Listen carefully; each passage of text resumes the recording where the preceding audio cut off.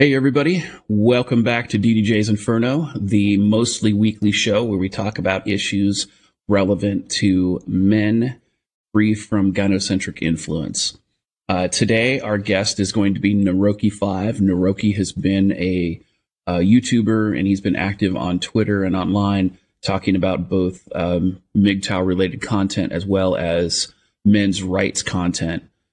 So welcome, Neroke. Introduce yourself to the audience. This is my first interview with DDJ and my second interview ever. So not quite, my material is not quite busted, but pretty damn close. Nice. Welcome. So tell me, what brought you to YouTube? What brought you to start making video content?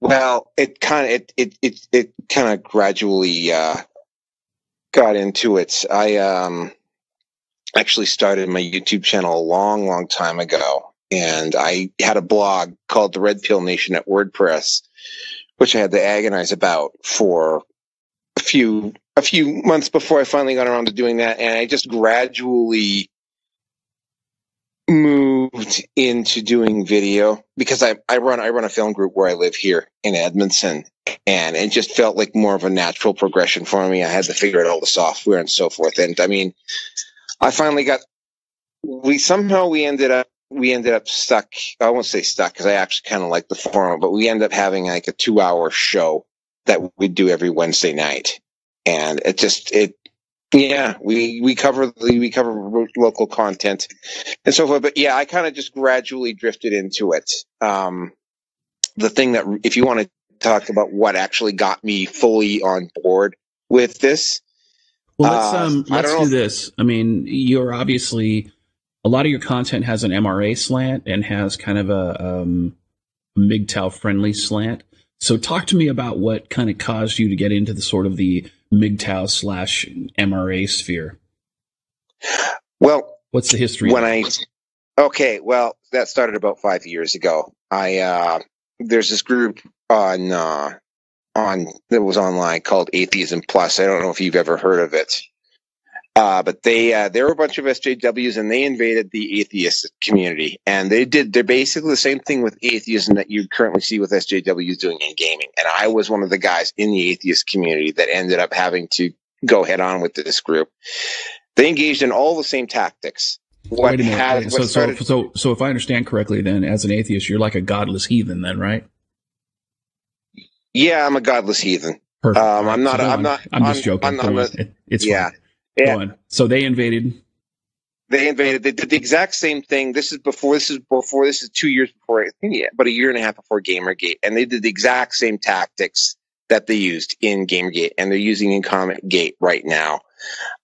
If you didn't toe the SJW line with them, they would start to scream at you. They would kick you off groups, etc., etc., etc. And what I had to start doing, because I already was sort of like had my foot in the men's rights movement, is that I had to start referring to sources in the men's rights community to deal with this crowd.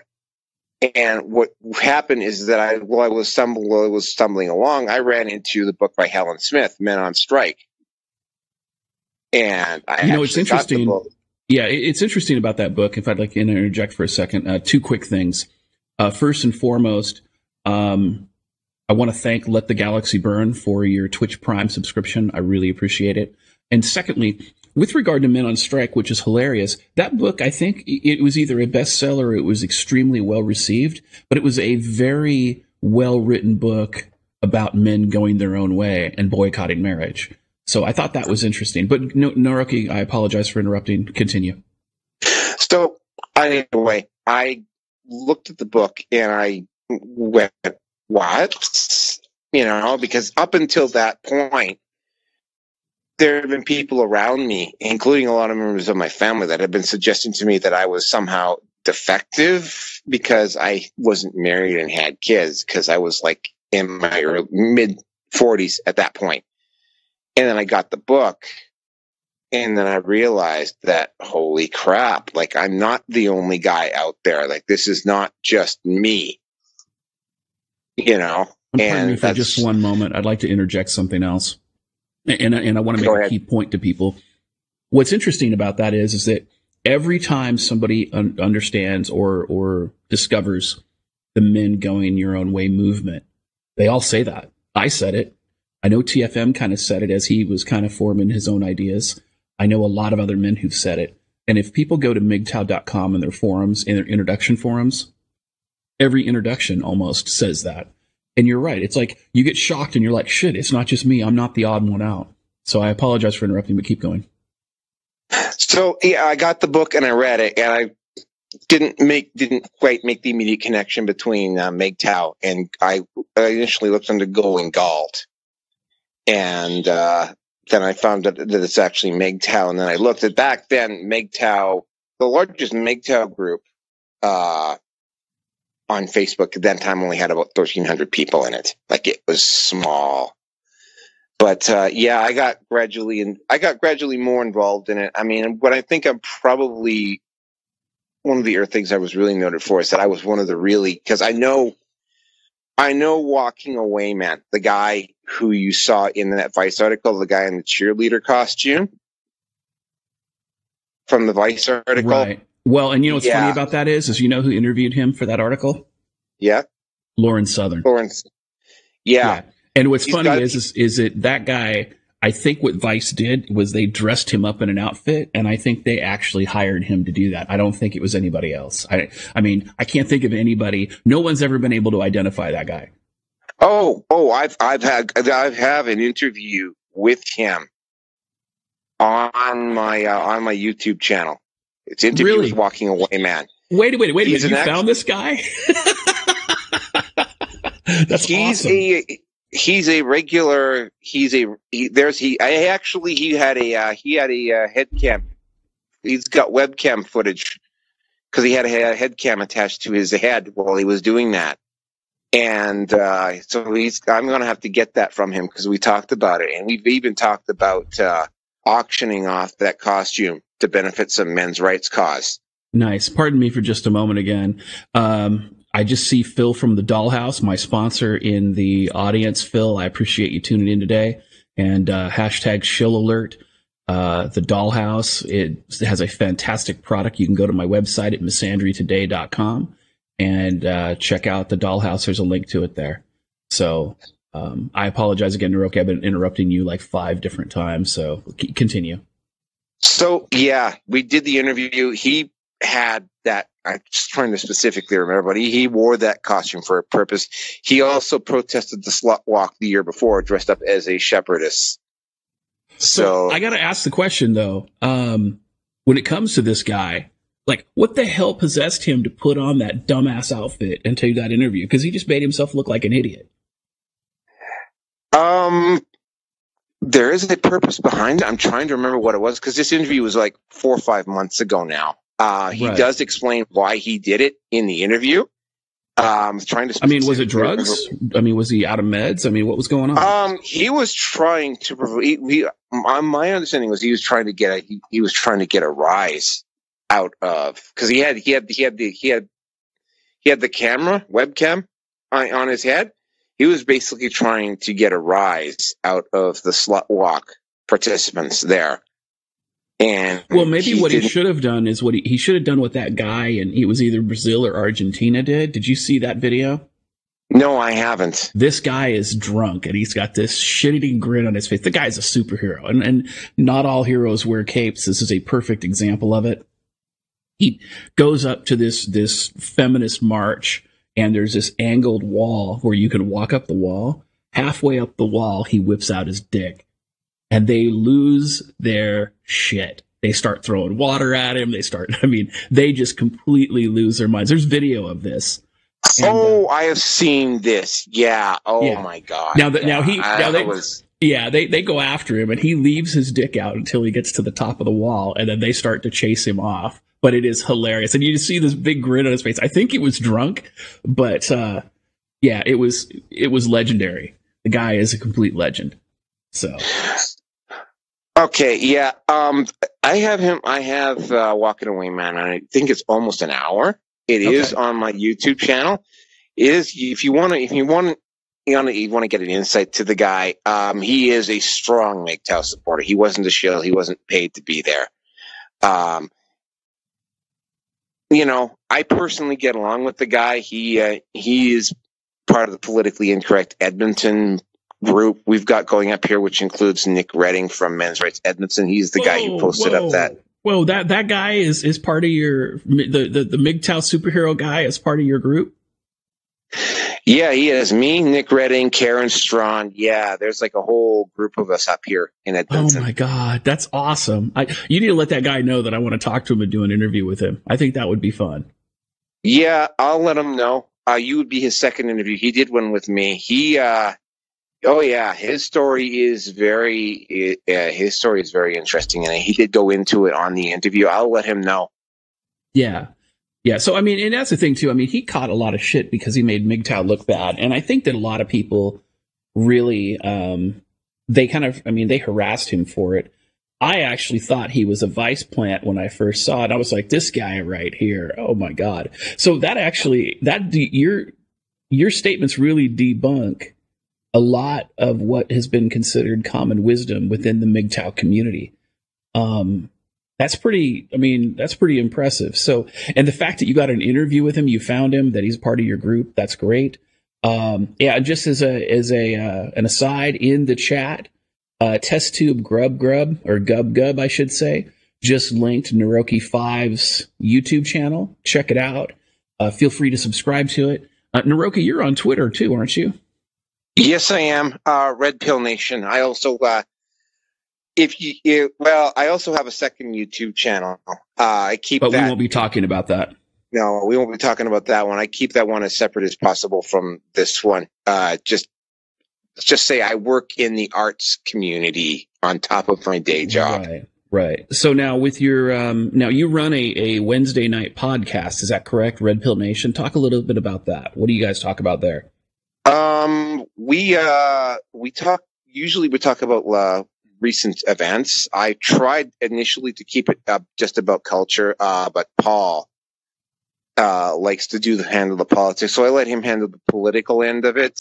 I concentrate more on the men's rights and the cultural stuff because of my involvement with the film community and so on. And we seem to have settled into a routine. We usually pick about 5 or 6 topics each week, and we will have an opinion. Sometimes we'll have a guest on, like we had with you, and we'll just go over these topics. And it's just lather, rinse, repeat, and build up our base. I'm still trying to figure out how to get all this monetization stuff going, because I'm going to be doing. I'm going to be doing at least. I'm going to be doing this until I die or I find something better to do. Or you get deplatformed. Or I get deplatformed. Right. Or too small to be deplatformed. As he who must not be named. Who shills you mean super male vitality. No, we're not naming Haster. Haster. We don't name him. Oh, he's too busy trying to find gay frogs. So he really is. But the reason that we don't name him is because YouTubers are getting strikes from YouTube just for bringing him up. Yeah, so I heard.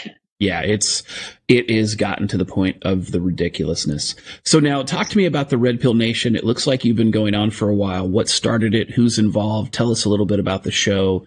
Tell us a little bit about the other players involved. You mentioned a guy named Paul, and I know there's another guy. I think it's Grumpy Old Man.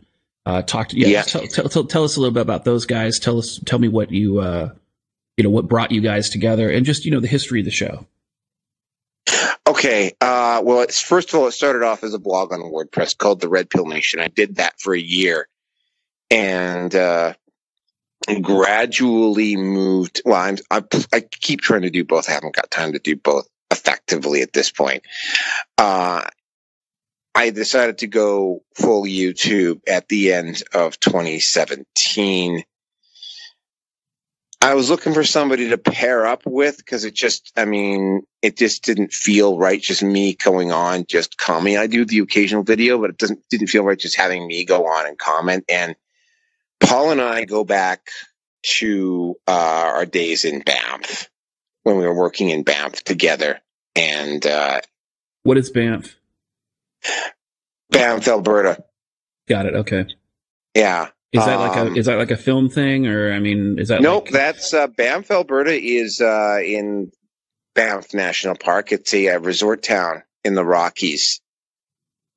I got my first really serious exposure to feminism and feminist theory when I was living in that town, because I ended up having to stay. And I find this very ironic now, but I spent most of my 90s staying in this sort of like unofficial staff housing unit at the YWCA in Banff.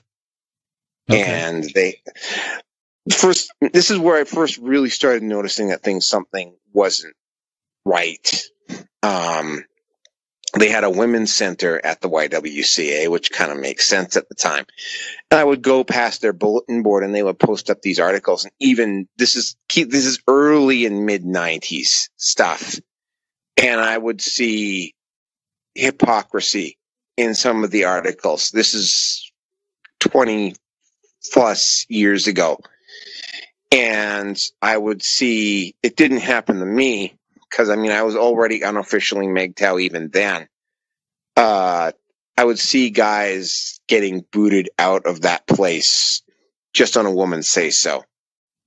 And I had to deal with a couple of false stalking accusations when I lived in that town.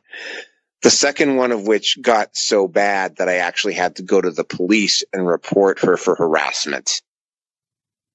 How long ago was this?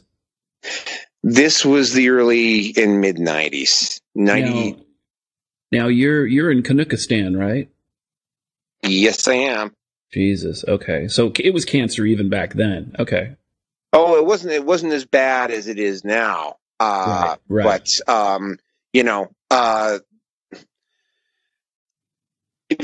almost all of my early shocks though happened when I was working either at the Chateau Lake Louise or in Banff National Park. The first time I really ran into a seriously toxic female was like 1990 when I was working at the Chateau Lake Louise, and there's this one woman that worked there.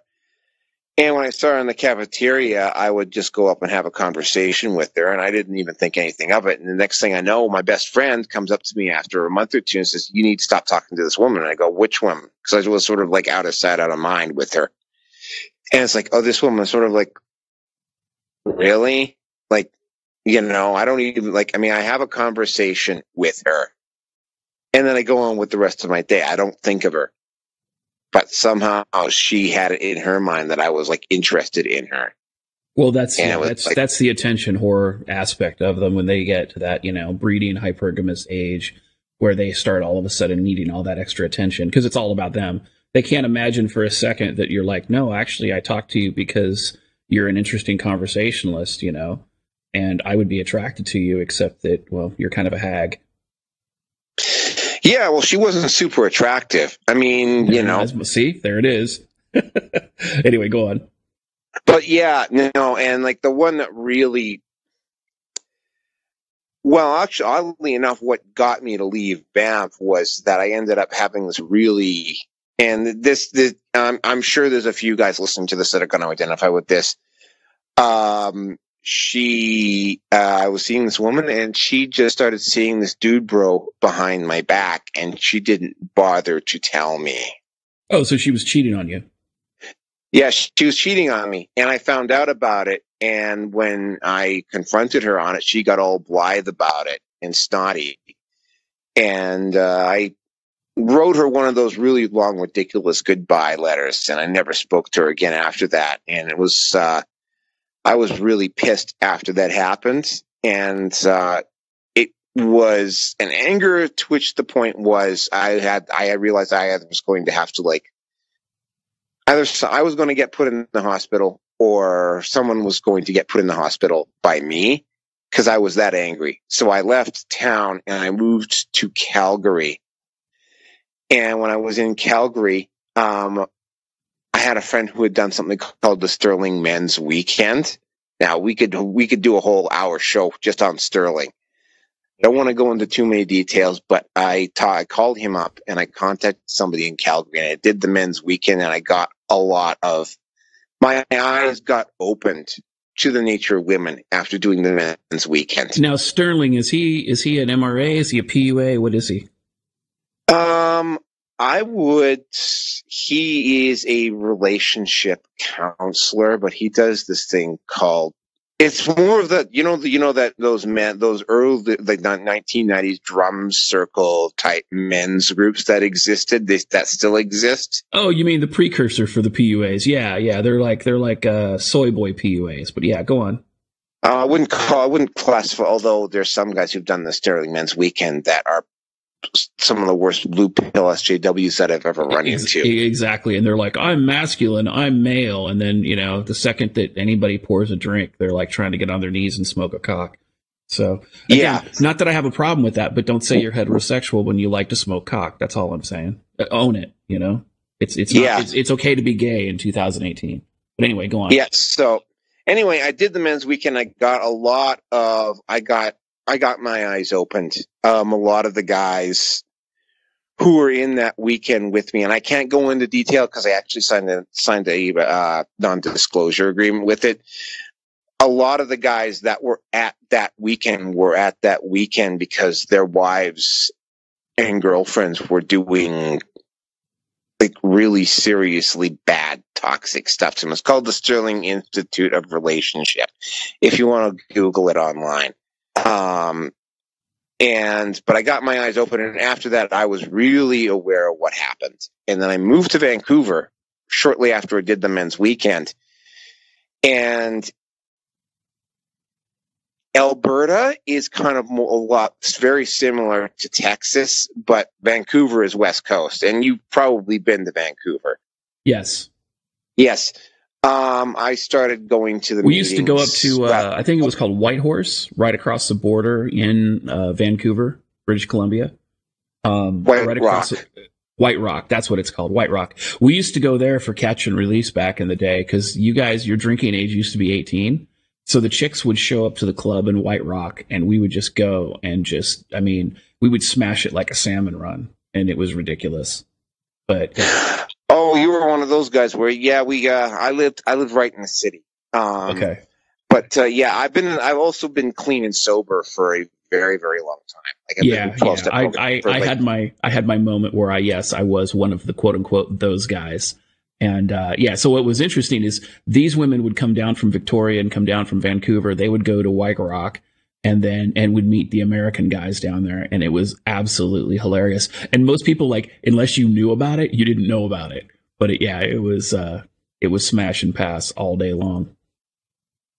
Oh yeah, we heard about the bars. I never went down that far. I was too far to get. It's almost an hour and a half, 2 hours by bus to get down to White Rock from Vancouver. So I think I've been to White Rock. I only went to White close to the border a couple of times. But when I got to Vancouver, it's not as bad as Seattle or San Francisco. Let me point that out. But when I got to the meetings in Vancouver, the NA meetings in particular, and I started going to some of them, I started hearing open misandry at some of the 12-step meetings. Now, I could go into a whole backstory about the history of women in the 12-step community. Yeah, let me interject here because I actually have some information about that as well. One of the ways that a lot of these women are able to gain followers in the feminist movement, the SJW movement, they prey on people of color and they prey on women who are drug addicts. They're trying to get clean. They realize that, maybe being a drug whore or maybe being homeless, living under the bridge, smoking cocks at truck stops may not be the way forward with their life. So they try to get clean and sober. Either they go to inpatient or they go to outpatient. But whatever they do, they try to join either an NA group or they try to join an AA group, which is Narcotics Anonymous or Alcoholics Anonymous. And in the process of part of those groups are stalked by feminists and SJWs. And they will go out of their way to mentor individual members of these groups. They'll find a person, they're like, oh, you're weak-willed. Oh, you're easily malleable. Let me teach you how to falsely file for Social Security. Let me teach you how to get all the welfare you can so you can contribute to the welfare state.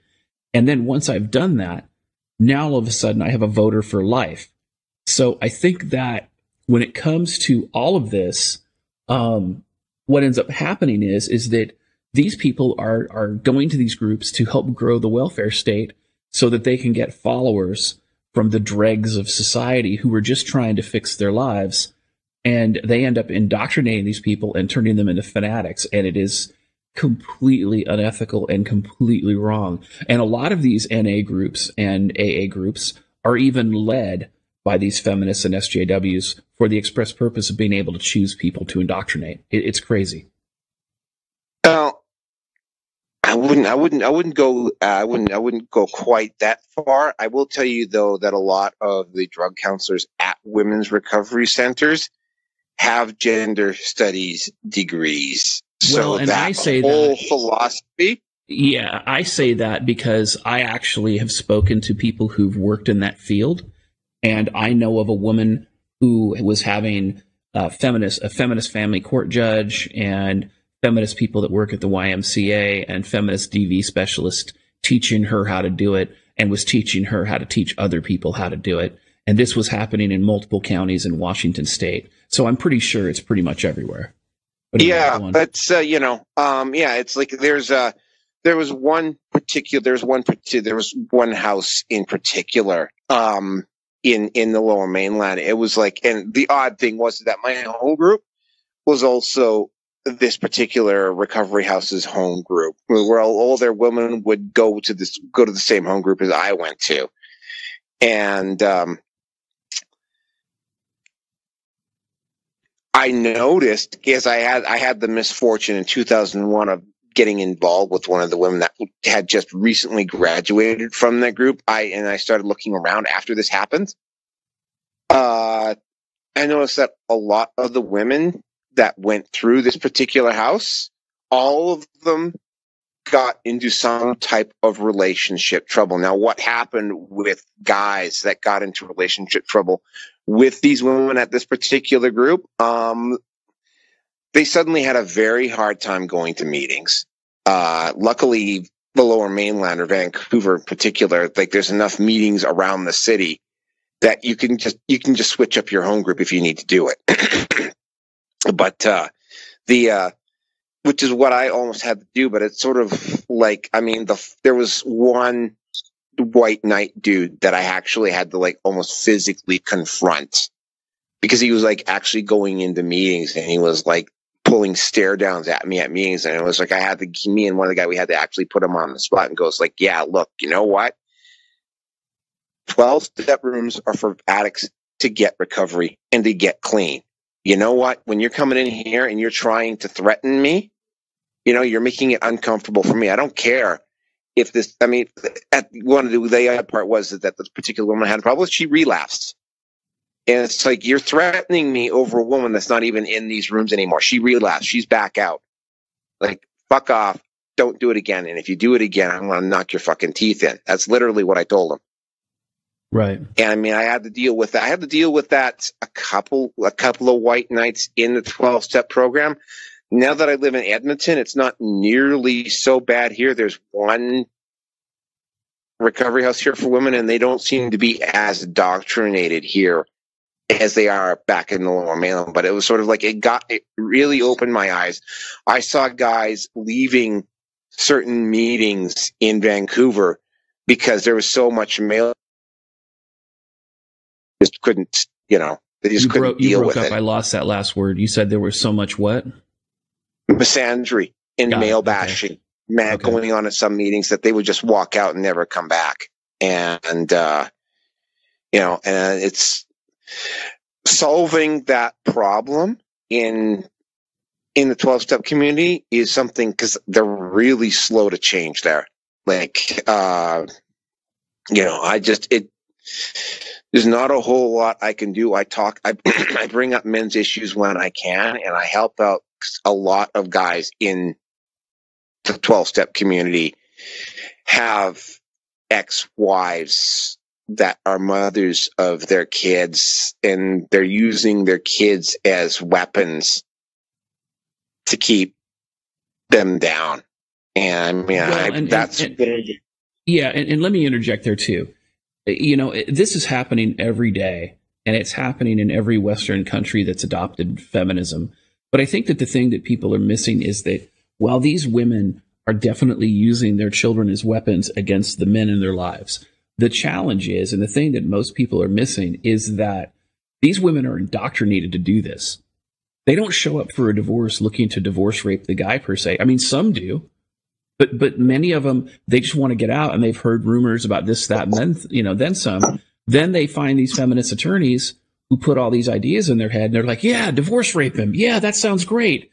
And then all of a sudden, what turned into what possibly could have been an amicable divorce turns into World War III, and it ends up being a complete shit show.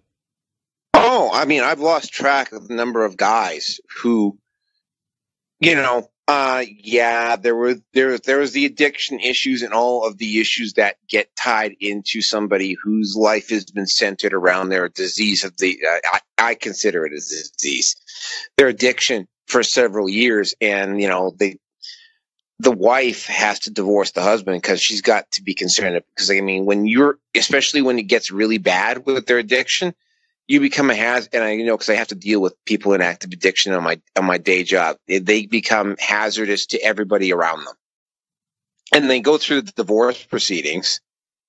And a lot of times that will, not all the time, but a lot of times that will like straighten the guy up, and they'll start the divorce. And like, I've lost track of the number of times the guy has said, well, everything was going fine till the lawyers got involved. And I saw Divorce Corp.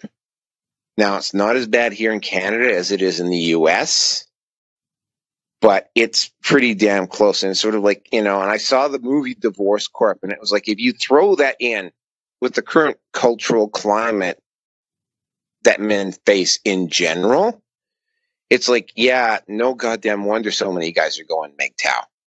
Right.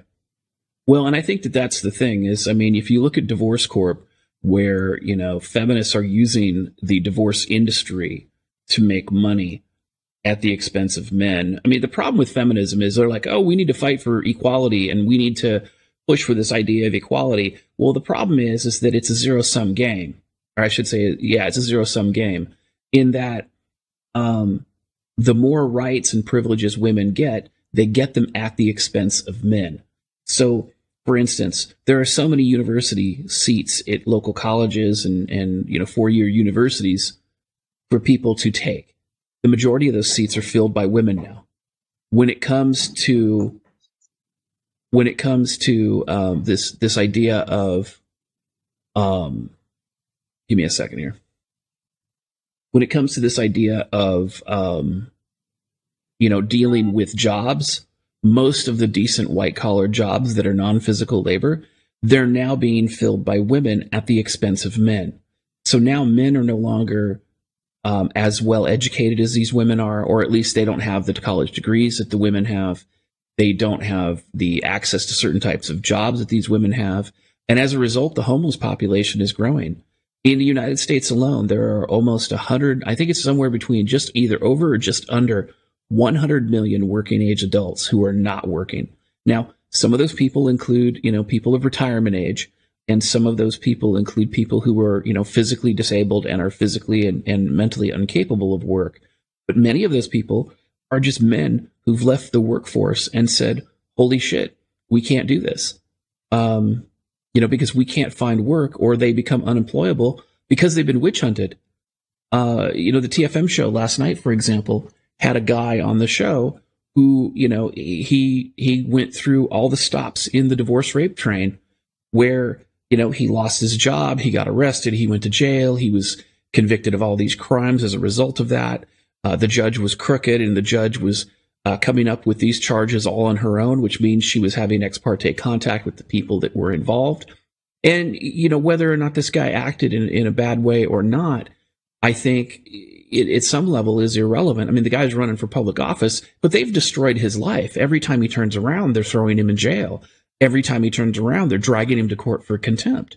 And they are doing this. They are trying to run scorched earth on these people because anybody who stands up and fights, they want to make an example of and go, look, you fight, this is what happens to you. So the best way to fight moving forward for a lot of men out there is don't play the fucking game. The game is rigged. The house is crooked. The best way to avoid divorce rape is to avoid marriage. The best way to avoid marriage is to not cohabitate or commit to any of these women until they are willing to make the changes necessary to make it reasonable for men again. But you're absolutely correct. There's a lot of men who don't know, and they still want to have these relationships with these women. But I think that the big challenge is educating these men, supporting these men, and the men that unfortunately didn't have the education, or, they were in a situation where they grew up in a broken home and they didn't know better. Educating those men and helping those men through it, I think it's definitely a noble calling. And I do appreciate every content creator out there that is willing to do that is willing to go out and help these men and help them through it. Because I'll be honest with you, nobody's doing it but us. Men don't get any kind of social support in the community for any of the traumas, trials, or tribulations that we go through. And in the United States, the example I always point to, menshealth.gov. That website doesn't exist. Nobody gives a shit about men. I have a good friend of mine right now who's going through all kinds of medical issues because he didn't go to the hospital soon enough because he didn't think about it. Because men don't even take care of themselves. That's how bad their situation is. Men don't take care of themselves. They don't think about taking care of themselves. They don't have the education to take care of themselves. And then all of a sudden they end up going to the hospital and, they've got life-threatening conditions that they're like, holy shit, how did it get this bad? Well, it's easy when you don't take care of yourself and you don't have the information in front of you. And not only are you demonized and neglected, but you're forced into isolation. And it is a complete shit show. So I apologize for that little bit of a rant there, Neroke. But yeah, carry on with how you met the two guys on your stream and kind of fast forward to that piece a little bit. Okay, so I've always had long conversations with Paul. So I just said, this is where I'm going. I'm looking for somebody to partner up with. I have no idea where this is going to go. It's going to be a work in progress. But, I'm over 50. I'm 51, actually. And, specifically the job that I'm doing now, I don't want to be doing it for the rest of my life. And I'm planning on moving away from it. But, I need... I apologize for interrupting you again, but for some reason your audio has gone to garbage. Is there something going on with your phone? Okay, maybe I'm not. How's that? Better? No, that's even worse. Yeah, it's still breaking up. Oh, wow. Okay. Maybe move to a different spot. Is it doing okay? That's a little better. Okay. All right. Well, I'll tell you what, let's do this, Neroke, real quick. Why don't you just disconnect Skype, close Skype down, and reconnect real quick, and we'll take a question or two while you're reconnecting. Just jump out and jump right back in. Maybe a reset connection will help. All right, just give me a second here. All right, Lone Wolf, while he's doing that, go ahead and let's hit a couple questions if we have any. No, we actually don't have any questions, guys. You know what to do if you have a question. All right, yeah, let's talk about that real quick. All right, so on the lower right-hand side of the screen, if you're on PC or you're on Twitch TV, you're going to see Bukkake choke slams that float right above my dollhouse icon. If you redeem those by hovering over the screen, you'll see a box with a question mark. You can redeem those for questions. Those questions will come through Steam Labs, and I'll go ahead and connect those in and be able to talk about those. And then in addition to that, you can ask questions in the chat if you're on mobile. Just go ahead and caps and brackets, type in question, and then who the question's to, either myself or the guest, and then we'll go ahead and move from there. And then... I'm back. All right, give me just a second. I'm going to finish this up real quick while I've got everybody here. So with that being said, the other thing I would say too is if you want to support the channel, definitely check out below. Check out The Feminist Lie, my book that was a bestseller on Amazon. You can also support my work on Patreon.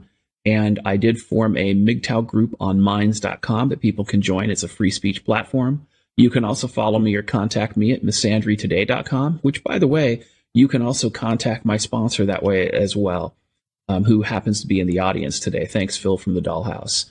And then, of course, check out my YouTube channel and check out my Bitchute.com channel in case, some piece of shit tech giant decides that they want to target me. I will be uploading all my content to Bitchute instead. And then, of course, you can follow me on minds.com. All those links are below the description in the live feed so far. And in the chat earlier on, Neroke5 had his YouTube channel published by one of the people watching the stream. And then also, as an FYI, this show runs every Sunday morning at 8:30 a.m. Pacific Standard Time or 11:30 a.m. Eastern Standard Time. Occasionally we'll get started a couple minutes late, like this morning, but usually it's not that big a deal. So with that said, Neroke, let's turn it over back to you and let's see if you are still a Decepticon. Okay, I'm still a Decepticon. No, you're good. You're good. So talk to me a little bit about the show. Talk to me about Grumpy Old Man Paul. Those types of things. Paul and I started out. We did a test run, and Grumpy. We had a guy named Adrian Johnson who's actually head of Men's Rights Australia. We had him on, and he was friends with Grumpy. And Grumpy just hopped on one day, and we invited him on. He's been coming on ever since. And like I say, I do a combination of videos, but I mean, I make sure I except for a couple weeks where nobody was able to join up or I was feeling under the weather. I mean, we've been doing a regular show every Wednesday since the end of the year. It's been interesting since the end of 2017.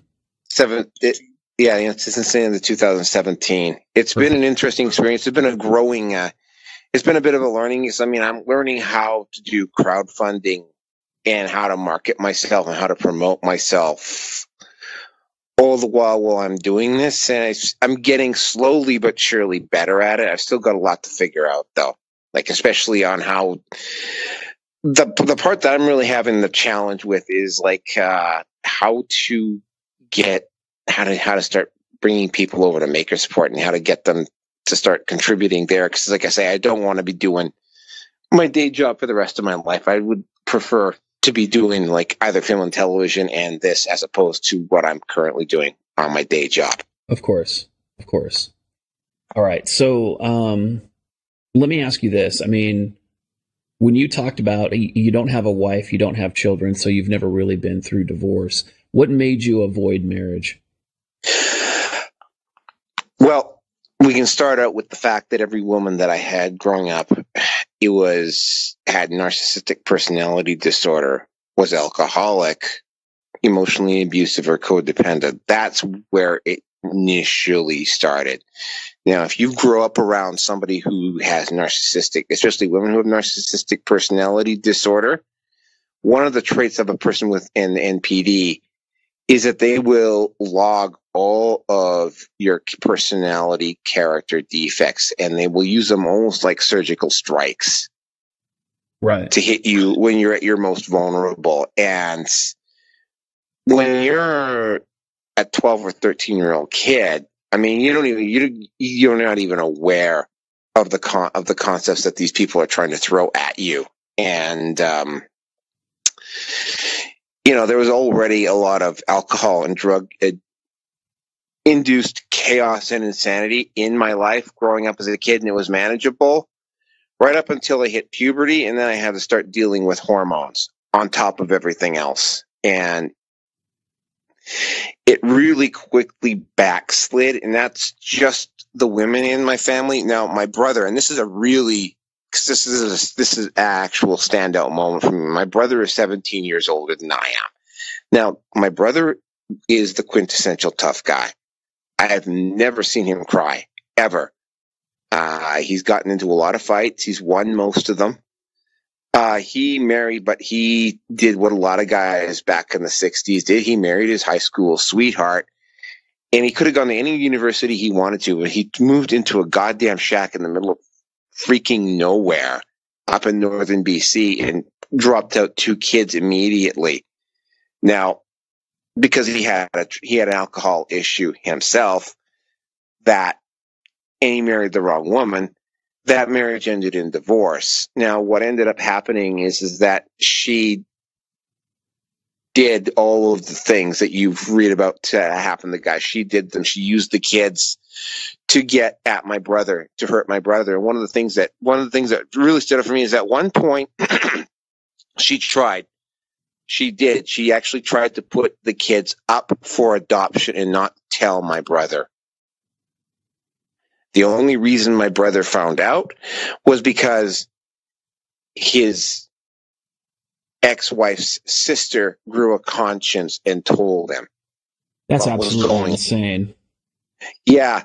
And of course he immediately took the kids and and they moved under his roof, and he immediately went for custody. And the judge, even though his ex-wife, had tried to put the kids up for adoption, the judge gave his ex-wife, the kids anyway. Well, yeah, of course. That's because of the Duluth model. Yeah. And what really stood out is that we had a family reunion when I was 14. And we had to turn the kids over. He had to turn my two nephews over to his ex in the middle of the reunion.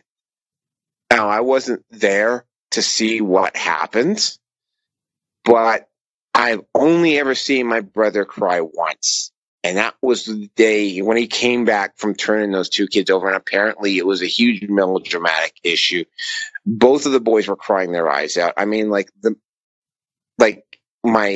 don't know what the story is, but apparently one of the two boys had to be almost like physically pried off my brother because he didn't want to go live with mom.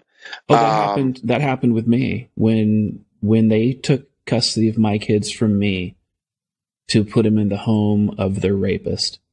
My 4-year-old daughter didn't want to go. She clung to me and was in tears. It was heart-wrenching. And until I get dementia from old age, I'll never forget it. And people don't understand how traumatic that is for both the child and the parent. Oh God, my brother came back from that. I saw him in the backyard of my aunt's place where we were having the reunion, and he was open. He was crying, and it's the only time I've ever seen him cry. And I remember turning away from that, and I actually physically said this to myself: I literally said, I'm never fucking having kids. This is like 1981. Right. Now, over 5 or 6 years, he did eventually get both of the boys back. They both voluntarily came back and moved in with my brother on their own.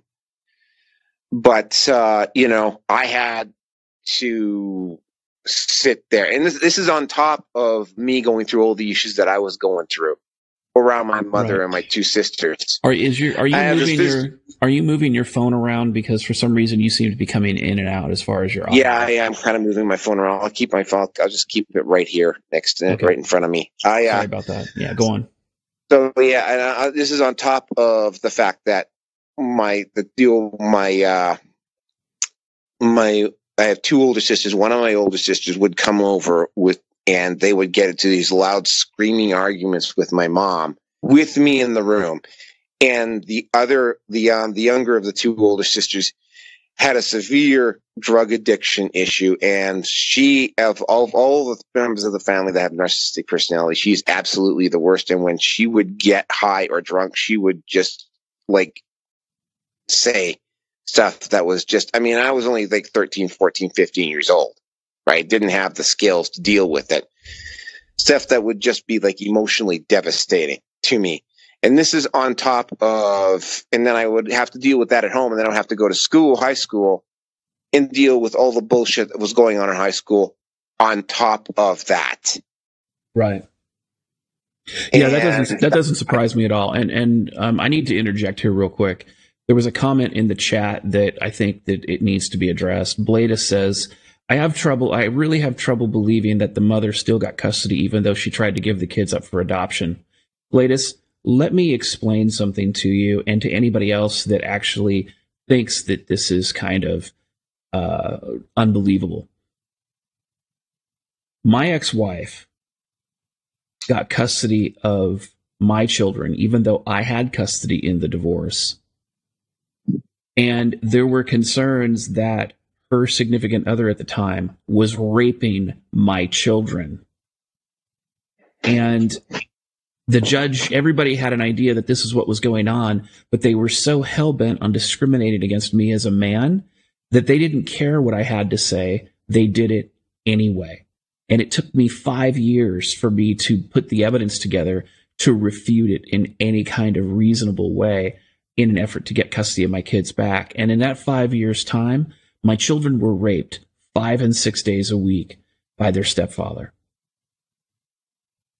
And they will never be the same. He destroyed their lives. Their lives are completely destroyed. And that's irreparable.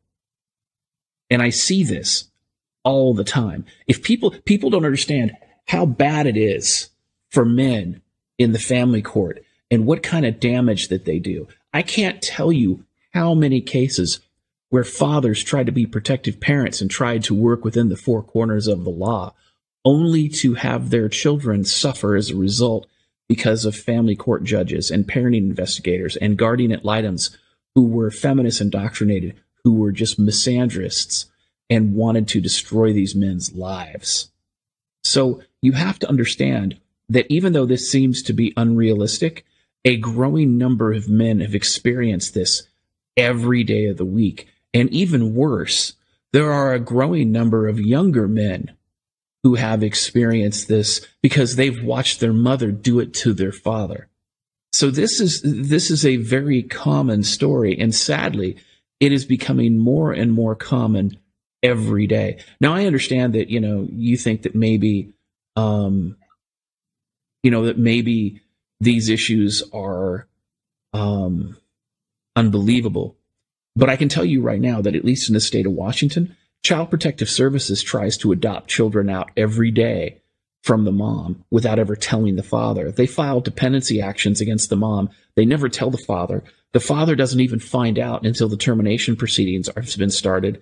And then they just falsely accuse the dad so they can ignore him. And because he doesn't know what to do, and because attorneys don't defend dads the way they defend moms, he loses his children forever. You see, she wanted to adopt the children out so she could, number one, deprive him of the children, and number two, she wouldn't get caught for child support. If he got custody of the kids, she'd still have to be responsible. She didn't want to be responsible. That's why these moms do this. And then in the other cases where the moms are using these children as meal tickets, Child Support Services, not Child Support Services, Child Protective Services will step in and they will take these children from these moms. And most of these moms who have custody of their kids, they are suffering from mental health issues. They're suffering from depression. They're suffering from bipolar. They're suffering from borderline personality disorder. They're suffering from narcissistic disorder. And that's not including the drug and alcohol abuse issues that a lot of these single moms go through. I mean, everybody knows that single moms are low-hanging fruit for catch and release if you just want to get laid. Everybody knows this. It has become a meme. It is so common. Well, so does Child Protective Services. So what they do is they know that at any time they can accuse any mom of anything, any single mom of anything, and take her kids for her because they know she should have never gotten the kids in the first place. So you have to understand that they are using this to create they're job creators for the welfare state. And they are destroying multiple generations of families, sometimes permanently. This is a multi-generational problem. So again, I'm sorry for ranting here, but I think that it's important that people understand the actual gravity of this problem. So I don't think that, it's one of those scenarios that we can look at. And Bladis, I'm not trying to come down on you per se. I'm just saying that I know this sounds unrealistic. I know this sounds unreasonable. However, you could talk to millions of fathers across the country and you get these horror stories every day. And it's ridiculous. Well, okay, I'm just going to throw a couple points in here because I had to do there's something in the 12-step program called a 5th-step inventory, and there's another part called the 10th-step inventory. Now, I did a really deep inventory at 10th step at the end of 2016. Now, part of that is that I had to go and look at my relationship issues. And when I went to, it's called Chapters up here, I believe it's called Indigos in the States. Went and looked. If you go into an Indigos and type in male sexuality into an Indigos kiosk, you will find books on male, female. You won't find anything specific about male sexuality. You'll find stuff about gay male sexuality. You'll find stuff about couple sexuality, but you won't find anything specifically regarding men. Now, if you go and look, if you don't know specifically where to look online, finding resources online is difficult. I mean, if you go into Google and type in male sexuality, one of the first sites that comes up is the Good Men Project. Now, the Good Men Project has got some stuff in it that is useful, but I mean, the guy who runs that site is a male feminist. Well, they call it the Good Cuck Project for a reason. The problem is that the Good Cuck Project, it's an entryistic project to co-opt masculinity. And so they have to put on some credible information there in order to have the sliver thin layer of credibility they need to basically get men to read their site. So any blue pill men who doesn't know any better, yeah, they can go to the Good Cuck Project and you can go, yeah, I'm going to go ahead and read this stuff. And then all of a sudden you're getting as indoctrinated as a male feminist.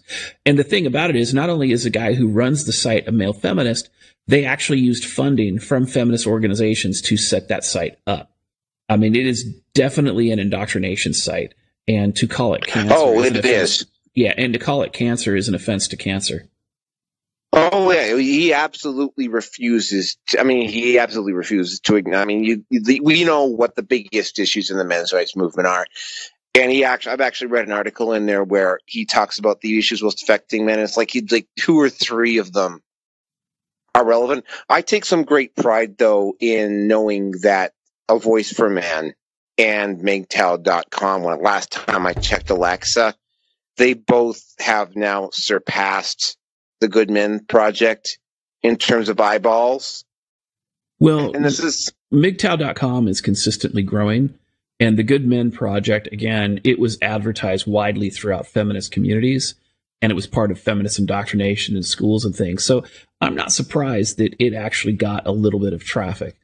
But the thing about it is that men are continuing to walk away. The birth rate is through the floor. The marriage rate is continuing to drop. Feminism's destruction of the social contract between men and women is doing a lot to keep men away. And the sad part about it is you can tell a man until you're blue in the face, go get married, go have a relationship, be a better husband, be a better father, be a better this, be a better that, be a better utility for women. But then they can see right in front of their face how horrible these women are. And they got to ask themselves, what's in it for me? If I'm supposed to be, item 1, 2, 3, 4, and 5 for women, what does she bring to the table? What is she going to provide for me? Oh, she's just going to show up, spread her legs, and give me sex? Well, I can go to a prostitute for that. I can go to a dating site for that. I can go down to the local bar for that. I can go to yoga class. I can go grab a gym thought. I can go anywhere and have sex. So why do I need to go do items 1 through 5?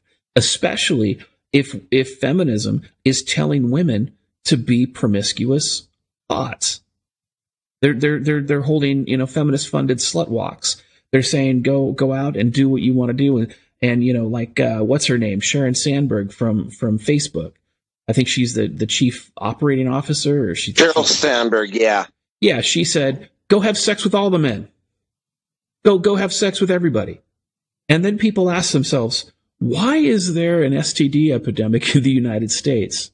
Why is it that now in the last 15 years, since the rise of second wave feminism and its complete control over Western society, why is it that we now have sexually transmitted diseases that used to be curable that now have incurable strains? Why is it that late last year, we just discovered a strain of HIV that is drug resistant? So you have to look at this thing and you have to ask yourself, these men want, or these people want these men to go back to the plantation. And the reality is, it's just like Phil says in the chat, hashtag just get a doll. You don't have to deal with any of that stuff. A sex doll is not going to divorce rape you. A sex doll is not going to cheat on you. A sex doll is not going to spend your paycheck. A sex doll is not going to tell you or bitch about what it is you eat. You could set your sex doll next to you on your couch and play video games all day long, and your sex doll will not complain at all. Your sex doll is not going to complain or ask questions about who you're on the phone with. Your sex doll is not going to say something stupid like, you can't talk to me like that, when they get upset because you've rightly criticized them for something stupid that they did. And more importantly, your sex doll is not going to falsely accuse you of sexual assault, domestic violence, or sexual harassment of any kind. And for those people who still are concerned about it, go look at the dollhouse. The prices of sex dolls are well under $3,000 for a extremely lifelike sex doll. And trust me, if you get falsely accused of a sex crime, if you get falsely accused of domestic violence, if you get into a marriage and you end up, she decides that she's going to divorce you because you put her through college and now she thinks she's too good for you, I guarantee you, your legal retainer is going to cost you well more than $3,000. And even if it doesn't, by the time you're done, you're going to spend $10,000 and you're never going to get those years back. All that those years and time and everything that you invested in that failed marriage because she decided to cheat on you and trade up and spent all your money and drove you into debt and turned your children against you, you're never going to get a time for that. There's that lost investment value. So you can waste all that time and waste all that money, or you can just get a sex doll. And just as a final note on that, when my ex-wife decided she wanted to divorce my second ex, we were less than $10,000 in debt. By the time the divorce was over, just me, the divorce cost me, just in attorney fees and everything else, cost me close to $75,000. And that's not including the other debts that didn't get paid and the interest on those debts that I had to take care of as a result of that, which was another $15,000 or $20,000. So at the end of the day, $2,500, $2,300, $1,800 for a sex doll is an investment in a peace of mind. It is not, and this isn't just a shill alert because Phil sponsors me. Phil sponsors me because I believe in his product. Now, for myself, I don't currently have a sex doll, but that's because most of the time I'm monk mode anyway. I mean, I'm 48 years old. I don't need to have sex every day or whatever. But for those of you guys out there that are younger, do you really want to be victims of a social justice witch hunt? Do you really want to be the subject of a Title IX witch hunt that destroys your life before you're ever to see recourse? Because I can tell you this right now. For every man falsely accused of a Title IX witch hunt who's able to successfully sue, there are 20 victims out there, 20 male victims out there who don't have the time or the money or the emotional stability or even the emotional fortitude to file those lawsuits to hold these lying cunts accountable. Period. For every man who gets divorce raped and fights it and wins like me and some of the other men that we talk to occasionally, there are 1,000 men who get completely divorce raped and they have no recourse. And the woman never sees any accountability. The family courts never see any accountability. And the law enforcement agencies who falsely arrest these men never see any accountability.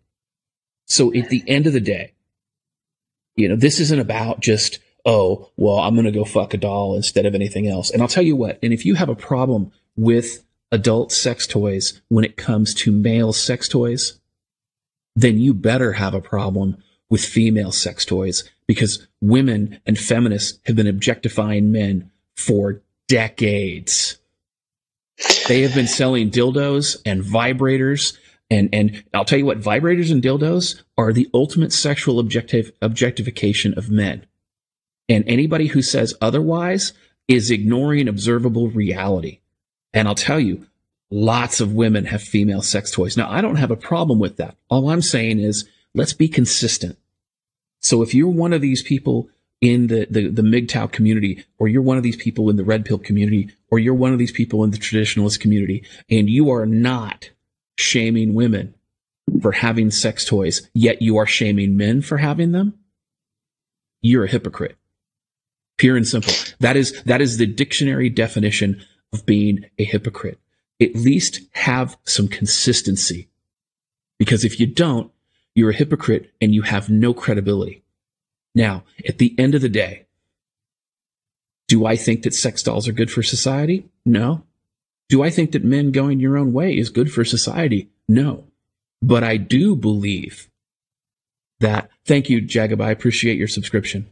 But I do believe at the end of the day, the more men who walk away, the more men who say, this is a raw deal, the more men who say, I'm not going to play a rigged game. I'm not going to get divorce raped. I'm not going to let you steal my money from me, because that's what they're doing. This whole Me Too thing, it's not about just demonizing men to demonize them. It's about separating them from their wallet so they can get more and more welfare as the welfare state starts to go bankrupt. That's why you see these Me Too guys going everywhere and doing all this shit. And that's why you see all these feminist organizations trying to go to Facebook and to YouTube and to Google and to all these other organizations for these free handouts, because they know the well is running dry. And once it runs dry, they have to figure out what to do. And men, we don't need women. We really don't. Oh, I tell, this is one of the common complaints. I go on Quora quite a bit, and it's sort of like, and I run into this all the time. Oh, well, every time I go on the MGTOW sites, and they put it always in this pathetic tone, these pathetic males talking about how they don't need women. And I go, well, the big part of MGTOW is going, first of all, it's called going your own way for a reason. It's separating yourself from that need for female approval. Now, we both know about the red pill rage and the process that's involved there, and we've both gone through it. And there's a need to vent and get that stuff out of your system. And it's like a big part of that is not needing women. So what I point out to the people, and I usually point it out to them quite rudely because they're being assholes about it when they do, sort of like expecting MGTOW to not talk about needing women is sort of like expecting mechanics to not talk about cars, or photographers not to talk about cameras. Well, and let's talk about that for a second. I mean, a lot of people in the MGTOW community, they talk about what to walk away from, but they don't talk about what you do when you're there. Men, young men, old men, everybody. You need to exercise at least 3 or 4 times a week for 45 minutes, whether it's just doing something as basic as stretching, or whether you go to the gym and you pump a little bit of iron. You need to exercise. If you're overweight, you need to change your diet. And it doesn't matter what diet you get on. The thing you need to remember is this: less calories going in than calories going out.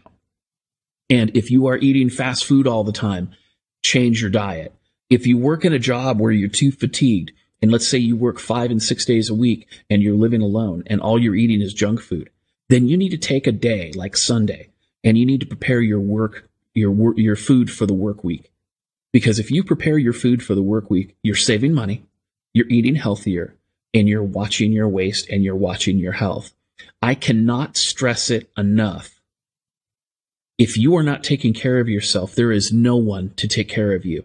And if you're married and you're a man and you're listening to this stream, let me share with you a very bitter red pill. If you get sick, if you get injured, if you get hurt, and you can't work, or you have a hard time taking care of yourself, 9 times out of 10, your wife will not take care of you. She will not nurse you back to health. She will cheat on you and she will leave you for another man willing to take care of her. So don't think for a second that your wife is going to do it, because she might not. So you have to take care of yourself. You have to make sure that you are eating correctly. You need to make sure that you are exercising regularly, and that exercise has to include stretching. Now, even if you don't know how to stretch or you've never stretched in your life, that's the beauty of the internet. You could go to doyogawithme.com and you can learn how to do yoga. Yoga is fantastic for men. It's good for stretching. It's good for strength. It's gentle. It's good for people of any fitness level. If you don't know what kind of exercises to do, or you are like, you add a whole new definition to the word of couch potato, like when somebody looks up the word couch potato and they see you there, or you're grossly overweight, go buy a book called Convict Conditioning off of Amazon. Now, I'm not going to include affiliate link. Just check it out and go get it. It's called Convict Conditioning, and it teaches you how to exercise, how to build strength using your body weight alone. Now, it's going to take time, and it's going to, you didn't put the weight on overnight. You're not going to lose it overnight. But you can exercise, and you can do just the little bit of exercise that's there. I've seen guys who are on the computer all day, and they keep a set of dumbbells next to their computer desk, and they use these dumbbells consistently. So you could do that. You could lift weights on dumbbells while you're watching a video. You could stand up and stretch while you're looking at the screen. If you have the type of job that does that, you can consider using a standing desk instead of a sitting desk. If you can't run, don't worry about the cardio as much. But if you can't run, think about hiking. Think about an elliptical. Think about a bicycle. Think about a step machine. There are many ways that you can get that cardio in without running. So those are things that you need to be thinking about. And the other thing that I would say is this: you need to reduce the stress in your life. If you don't reduce the stress in your life, it will create a lot of trauma. If you're consuming video content that focuses on drama marketing or focuses on, keeping the stress level or the drama level at 11, well, guess what? You don't need to go onto YouTube for that. Go get yourself a wife. She will stress you out so fucking bad that your drama level will be at 11 even when you don't want it to be. So if you don't want drama in your life and you want to keep your life peaceful and healthy, stay the fuck away from drama queens. Just stay the fuck away from them. Whether they're on YouTube, whether they're on television, whether they're on the radio, keep your life somewhat peaceful. This goes whether or not you're male or female, because the longer your stress level is high, you're going to start getting anxiety. You're going to start getting all this, these emotional issues associated with it. None of this shit is good for you. So, everybody's got a limit. I mean, I have a job. I have a job where I have a really high stress level on my job. I deal with people I'm lucky because I don't have to generally deal with the managers too much, but I have to deal with people who are dishonest and usually have substance abuse issues. One of the two places that I work at consistently, I won't mention the name of the store that I work at because somebody might just try to dox me if I do. But it's the name of the store. Stupid. Hold on. We're not doxing the name of your store. We're not going to say anything. We'll just call it. No. I'm just saying somebody. I'm not saying somebody will listen in later or something like that. Yeah, that's fine. Yeah. People that I deal with in this particular location. I had one guy literally lunge at me over $1.50 item. I catch shoplifters is what I do for a living. I had these two fucking, and here's the thing, I'm not allowed to actually just physically throw them to the ground, because if I do, I would get charged with assault. Of course. I had these two 16-year-old kids refuse to turn over stuff that I'd known they stole, and they started kicking me with it. And I just was like, you know what? I'm not getting into a fight over $2.50. And these two shits literally waited outside for me until we had to call security and the cops on them. And this was like the items that they took were like 2 freaking Gatorades, and I have to deal with that on top of the BS that I got to deal with when I do my online stuff. Because when we did the YouTube Hangout a couple of weeks ago, you know, like I told you about what happened with me in Takedown MRAs, right? Like, you know, so I got to deal with that there as well. So I'm in the process of switching jobs because the stress level is really high, and I've got the 12-step program. I've got friends that I can vent with, but it's sort of like you got to recognize your limit, and you just got to like go, okay, you know what? Maybe catching shoplifters as a regular job right now isn't for me. Well, and the other thing I would say too is that when it comes to stress, is that men do need to have a way to release their stress. Now, I have a martial arts background and I have an actual fighting background.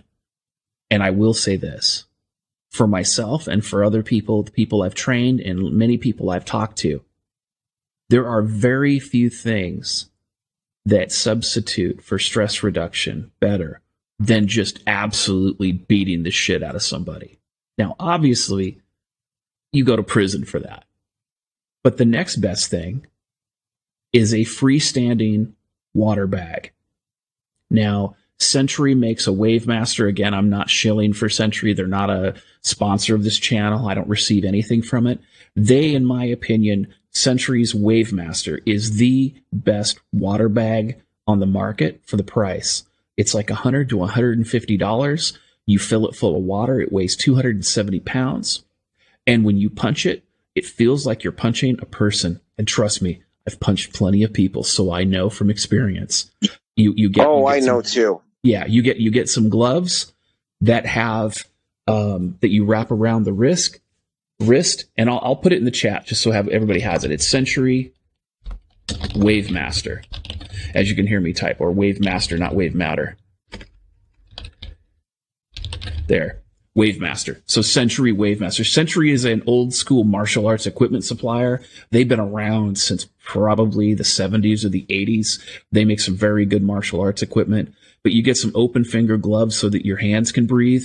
And you want to make sure that they're at least 6 or 8 ounce gloves. You make sure they've got the wrist wrap so they support the wrist. And then it's 270. And in my bag, my original bag, what I did is I filled it full of gravel and then I put water around it. So it was like 400 pounds and I was moving that thing around my garage. Then I got some injuries. I was recovering from the injuries. Now I just put the water in it. The water is like 270 pounds. And now I move that around my driveway. So it's very therapeutic. You can go out there and you can, plug in some earbuds, run Pandora on your phone or listen to some music on like an iPod or whatever you've got, and just spend 30 minutes beating the ever living shit out of it. I just work out a lot. Yeah, but I'm just saying, this gives you a way to do it as well.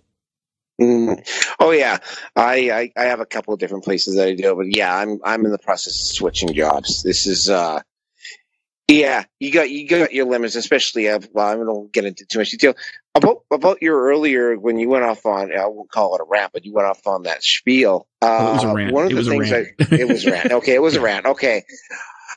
And this is something that again I deal with quite frequently. A lot when men go looking for this. There's actual people out there, specifically in the feminist community, that do their best to demonize you, of course, for trying to find these resources. Yeah, of course, because they want to control the information. They want to control the knowledge. Feminists and social justice warriors are the 21st century version of Nazis. The Nazi Third Reich, they burned books, they censored people, they attacked and killed people who spoke their mind and spoke their piece. It wasn't just the Jews, it was anybody who spoke against the Democratic Socialist Party. Sound familiar? That's what the Nazi Party, their translation is. A Nazi is, I think, is an acronym, but they were Democratic Socialists. Just like National Socialist Workers' Party. Yeah, exactly. So you have to understand that it's the same shit. And you're going to get criticized every day of the week. And given that we are heading towards societal collapse, thanks to the welfare state created by social justice warriors and feminists, men have to take care of themselves. They have to be healthy. They have to be emotionally healthy. They have to be physically healthy. they have to be psychologically healthy, and they have to make sure that they have the ability to take care of themselves. So, even if you carry a firearm, even if you have a concealed carry permit or whatever, being able to take care of yourself with your hands and your feet is never a bad thing. And so having tools, and I'll finish this up real quick. Having tools to take care of yourself and to train yourself and to keep yourself healthy on all these areas is extremely important. And then, of course, avoid the drama as much as you can. You're going to get some of it no matter where you go or what you do, but minimize as much as you can so that when the drama does come, you at least have solutions. Well, and this is going to sound rather ironic, but Walking Away Man, the guy with the cheerleader costume, he's an avid prepper. Yep, I believe it. He's an avid prepper. Anybody who dresses like that needs to be a prepper. Yeah, he's an avid prepper. He actually, and I've actually gotten into discussions with after I did the interview with him. We got into a discussion about it. He has discussed like getting a property on the outskirts of town, and I was suggesting to him, it's like, well, I probably can find a few homeless guys at the shelter here in Edmonton that are going through shit. I mean, we could maybe set up a house for them to live in.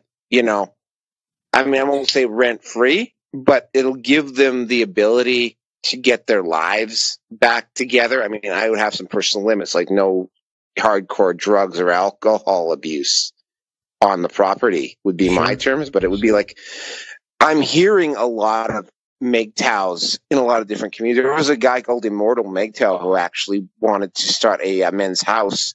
It didn't go anywhere because the MGTOW community was really not particularly large when he did this 3-4 years ago. But I mean, well, there was a guy who tried to crowdfund it, and then once he got the money, he ran. Yeah, I think that may have been Immortal MGTOW. Oh, no, that wasn't Immortal MGTOW. I think it was Mayor of MGTOwn, I think. Oh, no wonder he disappeared. I'll be honest with you, I never particularly liked Mayor of MGTOwn.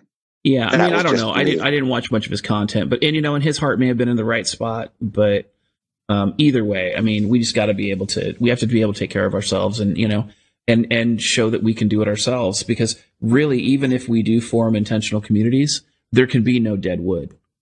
And if something ever happened and I ever joined an intentional community, and there were people that were lazy or expected something for nothing, well, you know what? They're more useful to me as fertilizer than they are as a cohort. So, one way or another, there'll be some use made. Well, there's a I don't know if you ever read Neil Strauss's book, The Game, but they actually had those PUA houses back in the early 2000s, and those didn't go particularly well either. Well, that's because PUAs are narcissists and they're fucking dark triad. What do you expect? Yeah. Well, I will say this about the PUA movement. I mean, because I did sort of dip my finger in it back in the mid and late 2000s. There are skills that you can gain in the PUA movement that do enable you to deal with women better. Yeah. I mean, the PUA movement definitely was spreading red pill knowledge. They were just trying to make everybody pay them for it. But that said, I'm looking at the clock, and we've been on for a while now. Yeah, we've been going for a minute. So let's jump into Q&A. And if we have any questions at this point, that would be great. I also, Neroke, I wanted to really thank you for taking the time out to chat today and to participate in this live stream. Guys, if you haven't seen his YouTube channel, it's Neroke5 on YouTube. He also has a Twitter account. I'm not sure what other. Do you have any other social media accounts, Neroke? I am on Minds. I have one subscriber on Minds. It's called Red Pill Nation. I have a Facebook account, which is my main group. It's like, oh God, I think it's almost like, it's almost somewhere between 1,200 and 1,600 people on it. It's also called the Red Pill Nation. I have a WordPress blog also called the Red Pill Nation. Let's see, where else am I? I'm on Gab at Neroke5. I don't have a group there. And this is something that I discussed with Paul just yesterday. I am probably going to have to not bite the bullet. I am going to have to start a Bitchute account. Yeah, because I understand like monetizing is a lot easier at Bitchute, and I'm going to start transferring all my videos from YouTube to Bitchute. And like I say, I have a regular Wednesday night, starts generally between about 9 and 10:30 Mountain Time every Wednesday night, 10:30. You Red Pill Nation hangout. Sometimes we have guests on, sometimes we don't. Okay. But yeah, let's go into the Q. Yeah, let's go into the Q&A. Sounds good. Rose, Wolf, what do we got? All right, we only have a few. No problem. So let's get started. We're short on time, so that's good. Good. Okay.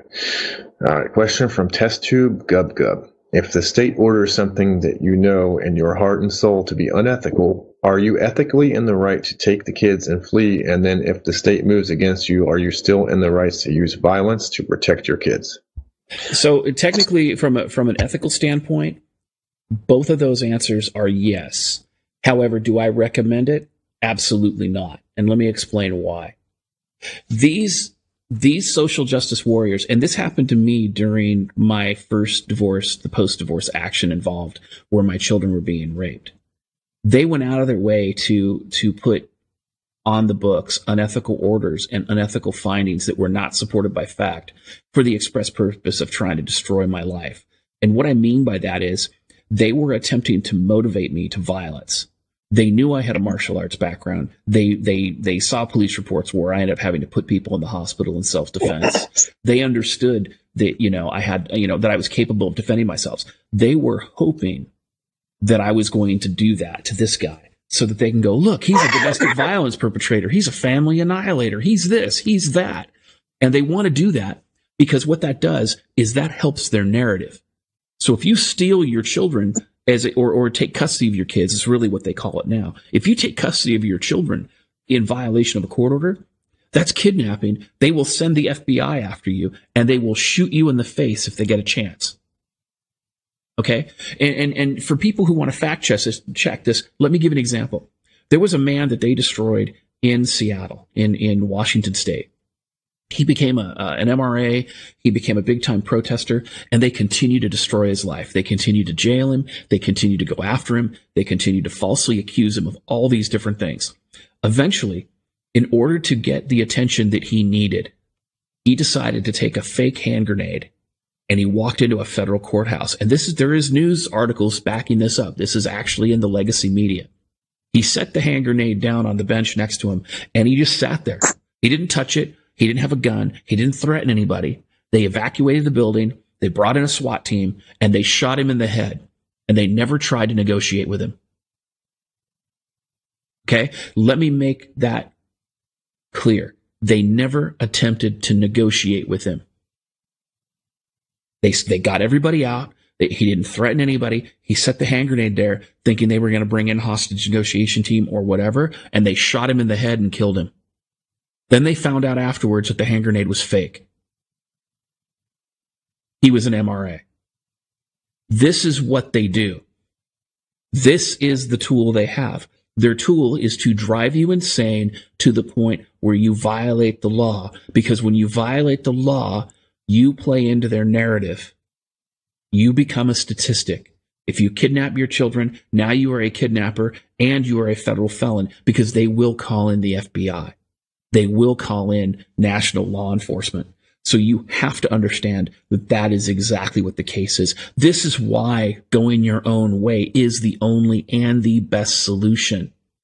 You can armchair quarterback this until you're blue in the face, but let me explain something to you. And this is a reality that most red pill men don't want to hear. Feminists have had billions and billions of dollars every year to research this, to fund this, and to deal with it. And they're very, very good at it because they've been doing it for 40 fucking years. They have lots of experience.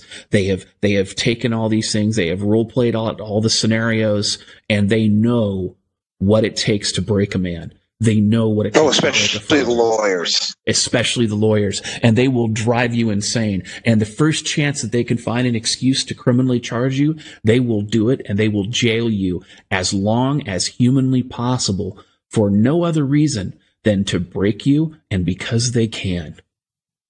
So if you decide that this is something that you want to do, you need to understand that you may get shot and killed in the process, and your children may never learn the truth. So and the reason I bring that up is because I had some hard decisions to make in my own case. And that was the hardest decision that I made, was not doing that. And let me tell you something, I don't regret it for a minute, because at the very least, even though my children's lives were destroyed, I was at least there for them. Well, here's the thing too. The children do eventually learn the truth. Yeah, but it doesn't matter at that point, because their lives are destroyed. But the mother eventually, I've noticed a lot of them, the children do eventually confront the mother. Of course they confront the mother, but that doesn't matter. Confronting the mother and talking about the truth doesn't really matter, because the damage is done and there's no way to heal it. That's the problem. Oh yeah, absolutely. But it is a form of karma and a form of retribution, albeit a very small one. Well, but it's not. The problem is it's not equitable. Yeah. The mom is never going to be held responsible for the things she did. The feminist organizations that fund her are never going to be held for the shit that they did. The best way to hold them responsible is to avoid funding them, to go your own way, and to stay the fuck away from them. Next question. All right. Next question is from Rick Rules 007. DDJ, what are your martial arts credentials? Well, if somebody doxes me and they come to my house, they'll find out. Next question. All right. Well, that's it for these questions. Well, you're better than me. You're better than me in the martial arts department. You can always check your bukkake choke slams. Right. Now, the other thing I will say, though, too, is I actually have I have two traditional martial arts styles. The first martial arts style is a closer up style. It is a Okinawan art. It does have joint manipulation. It does have strikes. And of course, all the traditional Japanese martial arts that are associated with this. The second art that I've studied is my second base style is a Korean style.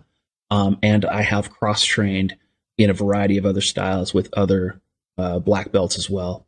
I do have full contact experience in the ring, and I was the only Latino in a black neighborhood that was considered to be one of the most dangerous neighborhoods in one of the most dangerous cities in the country as I was growing up. So, with that said, I mean, I've had my jaw broken. I've had my ribs cracked. I've had my nose broken twice. And I'm still doing my thing. So I'm just a guy, you know? And I can say this, there are a lot of people out there who they're considering martial arts. The key is consistency, and don't let the flashiness of particular moves impress you, because 9 times out of 10, when you are in a situation where you have to protect yourself, it is the basic moves that will carry the day. It is the consistency. It is the training. It is teaching yourself how to make these maneuvers, unconscious response techniques, so that you can respond quick enough. And again, it's also about making sure that you have some physical strength, some flexibility, and some endurance. And then the final piece is make sure you're emotionally ready to get hit. Because in any fight that you get into, you're going to get hit, it's going to hurt, and it's going to suck. And finally, if you get into a knife fight, if somebody pulls a knife on you, you need to emotionally accept one last thing. You will get stabbed. So think about that. Think about those things, and stay safe out there. Okay, I've had some knife training. Yeah, it is a very uncomfortable situation. The guy actually, the 2 times I've had knives pulled on me, I've been lucky. The first guy that did it was high as a kite, and he was off balance when he took a swing at me, and I was able to step aside and knock him on his ass with one shot. The other guy, he had a short blade, and I saw him pull it out. So by the time he'd swung around, I'd already stepped back. And this is going to sound kind of stupid, but I had there was a shopping cart between him and I actually pushed the shopping cart into him, and I backed away, and I hit him, and I knocked him down off the shopping cart, and he took off. Oh yeah, yeah. I mean, yeah, you do. You do things like that. That all that stuff is great. So, but with that said, we're running short on time. Wolf, you said that was the last question. There's one more, but it's a little personal. I don't know if I even want to ask you because, yeah, I don't want to go there. All right, not a problem. Well, I appreciate everybody tuning in. Rose, Wolf, and Neroke, I appreciate you guys spending time with us today. And just so we're all on the same page too, Rose has been kind of helping me a little bit trying to find guests for the show. I know a lot of people kind of dug into Sandman a little bit. As far as, doing an interview with me before TFM. One of the main reasons that Sandman was able to I was able to get that interview done is because Rose stalked him for months at a time and just was relentless. That's what she did. Yeah, it's kind of hard to nail down on an interview. He did a review of one of my videos, but it's kind of hard to actually talk to in person. Yeah, and Rose, like I said, she was all over the top there. So, I mean, she has definitely earned her title of DDJ's Pocket Thought. So yeah, and what's interesting is check out her channels. She's got a couple thousand subscribers now. She does what she can. And, she's good people to have around, even though she's a thought. But, life happens to all of us, right? We all can't be perfect. So. I know. I did try it, though. Hashtag Fort Lives Matter. Yeah, exactly. All right, guys. Well, I'll tell you what. Go ahead. One more thing before we finish. Grumpy lives in your area. He actually, if you want to message me privately, because Grumpy is in Mundane Matt's area around Olympia. I don't know if you're in that area or not. Close to that area? Well, I probably don't want to meet anybody right now. I mean, I've had a lot of guys want to take me out to beers in Washington.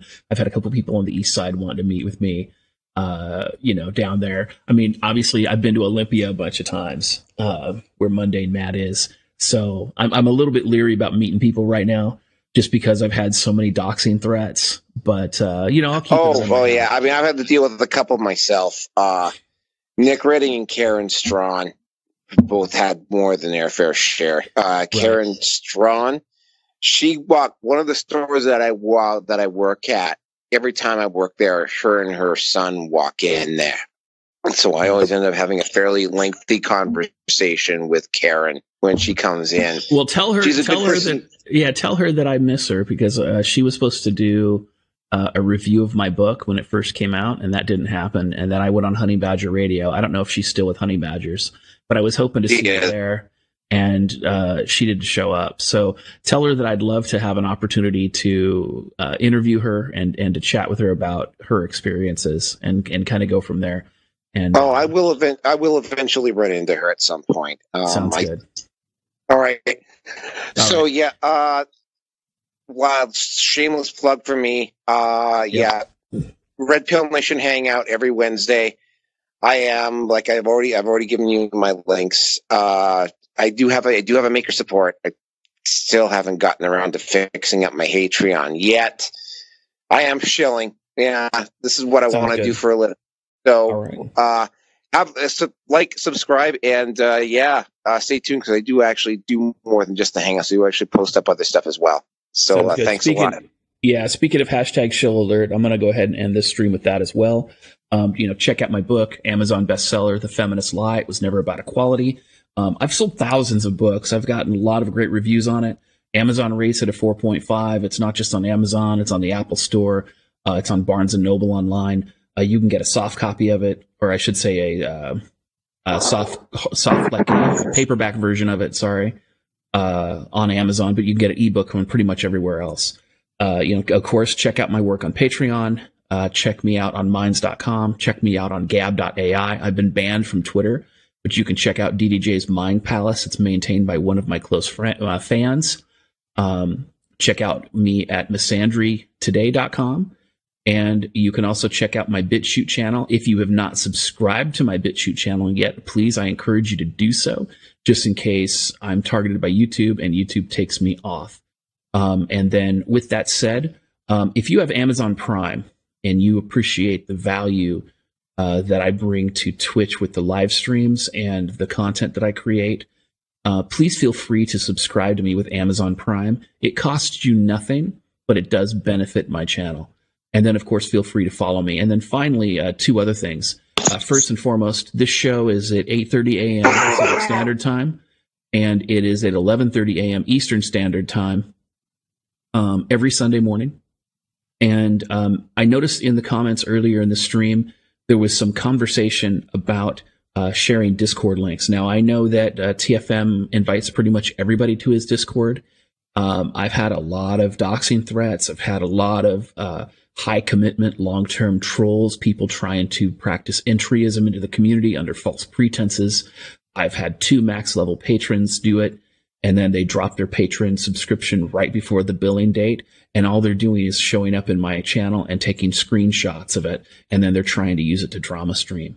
So in order to keep the trolls to a minimum, what I've been doing is, if you're a max level patron subscriber, you can join my Discord channel. There's a lot of good conversation that happens there. Ryowama, I appreciate your subscription. Thank you. But there's a lot of great conversation there. I do game with the people in my Discord channel. I do video game with them. Sometimes I'll choose them to live stream with. So you want to hang out, you want to talk. I do try to get in there at least once or twice a week on most weeks, and to sit and chat and have small talk. You can contact me directly through the Discord. I'm more easily accessible through Discord, through my Discord channel, than I am at any other channel. So that's kind of where things are. I wish it didn't have to be that way. I wish that I could, open up my Discord to everybody, but the way you keep the trolls out is you make them pay for the privilege. So if they want to come to my channel, if they want to come to my Discord and harass me or use it for drama stream, then yeah, definitely they need to pay me for that privilege. So yes, with that said, check out my sponsor, Phil at the Dollhouse, and I hope everybody has a wonderful rest of your day. Take care. Thanks.